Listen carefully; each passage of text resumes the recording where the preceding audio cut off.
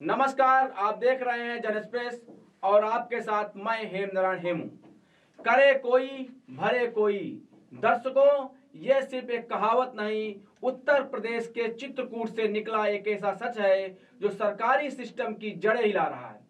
43 करोड़ों का ट्रेजरी घोटाला 7 साल तक चलता है। सरकारी डकैती का खेल जहां सत्ता के साए में सरकारी खजाना लूट गया और अब जब जाल सिमट रहा है तो जेल में करा रही है एक 85 साल की बुजुर्ग मां जोगवा देवी। जन एक्सप्रेस की पड़ताल में बड़ा धमाका हुआ। जिस घोटाले को शुरू में 43 करोड़ बताया गया, अब उसकी रकम बढ़ती जा रही है।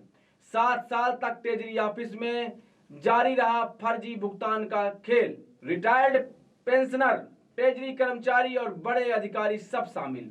सरकार की जीरो टॉलरेंस नीति अब खुद सवालों के घेरे में है।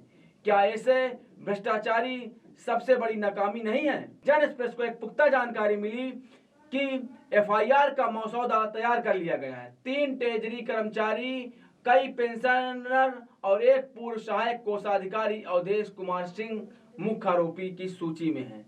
सूत्रों का दावा है अवधेश सिंह, जो कभी ट्रेजरी में सर्वशक्तिमान बाबू कहे जाते थे, उन्होंने फर्जी खातों में करोड़ों का भुगतान ट्रांसफर किया, बल्कि नरैनी में रियल एस्टेट और एक औद्योगिक प्लांट में भारी निवेश किया, वो भी सरकारी पैसों से। ये हम नहीं कह रहे हैं, ये लोग कह रहे हैं। लेकिन सबसे बड़ा सवाल, अब तक अवधेश सिंह गिरफ्तार क्यों नहीं हुए?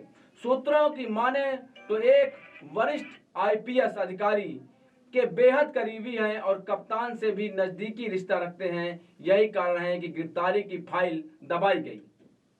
यानी साफ है, जहां रिश्ता मजबूत हो वहां कानून की पकड़ कमजोर पड़ जाती है। जन एक्सप्रेस की जांच में एक और चौंकाने वाला सच, एफआईआर की भनक लगते ही आरोपियों में हड़कंप मच गया। कोई जमीन बेच रहा, कोई जेवर गिरवी रख रहा, सिर्फ जेल से बचने के लिए। नोटों, गड्डियों, सोना, जमीन, कागज, लॉकडाउन रजिस्टर, अब तक 3,19,98,292 रुपए वापस किए जा चुके हैं।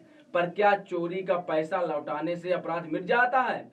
कानूनी विशेषज्ञों की माने धन वापसी से सजा टल नहीं सकती, अपराध साबित हुआ तो जेल जाना तय है। अरुण कुमार सिंह पुलिस अधीक्षक ने क्या कुछ कहा, सुनिए। देखिए, एफआईआर तो एक होती है, तो एफआईआर दर्ज हुई है सीनियर ट्रेजरी अफसर के तहरीर पर। उसमें कुछ ऐसे लोग हैं जो इस रैकेट में शामिल थे, जिनका नाम विवेचना से धीरे धीरे प्रकाश में आ रहा है। और इस तरह से विवेचना से प्रकाश में आने वाले उस बिचौलिए या जिन्हें दलाल कह लीजिए, या जिनकी इस पूरे आर्थिक गोलमाल में बड़ी भूमिका रही, 6 लोगों के नाम और भी प्रकाश में आ चुके हैं। इन 6 को हम जेल भेज चुके हैं।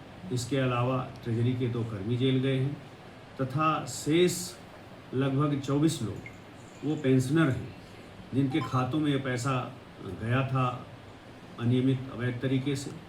अभी शेष विवेचना आगे चल रही है। जैसे जैसे हमें साक्ष्य मिलते जाएंगे, हम जो एफआईआर में नामित लोग हैं उनके खिलाफ, और जिनके नाम और प्रकाश में आएंगे, जिनकी इसमें भूमिका होगी, उन सबको कानून के सामने माननीय न्यायालय के समक्ष प्रस्तुत करेंगे। जांच तेजी से आगे बढ़ रही है, किसी को बख्शा नहीं जाएगा, भले वह कितना भी प्रभावशाली क्यों ना हो। कानून सबके लिए एक समान है। एसपी की बात सख्त है, पर धरातल पर दिखता है कुछ और, क्योंकि बड़े नाम अब भी आजाद घूम रहे हैं। 2017 से अब तक 3 वरिष्ठ कोषाधिकारियों पर गंभीर आरोप है, लेकिन कार्रवाई शून्य। क्या ये चयनित न्याय नहीं है? क्या बड़े चेहरों के आगे सिस्टम झुक गया है? इस घोटाले की सबसे दर्दनाक तस्वीर 85 साल की जोगवा देवी, जिन पर आरोप है कि उन्होंने सरकारी धन का दुरुपयोग किया। परिजनों का कहना, मां को बहला फुसलाकर असली गुनाहगारों ने पैसे निकलवाए। अब जोगवा देवी जेल में है, कूल्हे और पैर से फ्रैक्चर है, इलाज अधूरा और न्याय की आस की टूटी हुई। बेटे ने कहा मां चल भी नहीं सकती, वो कैसे घोटाला करती? असली अपराधी बाहर हैं और मां जेल में है। करे कोई भरे कोई, ये कहानी सिर्फ एक महिला की नहीं, पूरे सिस्टम की संवेदनहीनता की तस्वीर है। जब जन एक्सप्रेस ने टेलीफोन के माध्यम से दीपक कुमार अपर मुख्य सचिव से बात किया तो उन्होंने बताया कि अब तक 32 गिरफ्तारी हो चुकी हैं। उम्र या पद किसी की ढाल नहीं बनेगा। जहां भी गड़बड़ी मिलेगी सख्त कार्रवाई होगी। वित्त विभाग भले सख्ती की बात कर रहा है, पर जमीनी हकीकत कुछ और कहानी कहती है। जनता के सवाल अब भी हैं, क्या बड़े नाम कानून के शिकंजे में आएंगे? क्या मित्रवाद पर चलेगा डंडा, या फिर जोगवा देवी जैसे निर्दोष आत्माएं यूं ही बलि चढ़ती रहेंगी? जन एक्सप्रेस की विशेष पड़ताल जारी है। अगली रिपोर्ट में खुलासा करेंगे किस अफसर की जमीन में छिपा है सरकारी सोना और कौन है वो बाबू से बिल्डर बने असली खिलाड़ी। मैं हूं हेमनारायण हेमू, आप देख रहे हैं जन एक्सप्रेस, जहां सच्चाई बोलती है और भ्रष्टाचार कांपता है। धन्यवाद।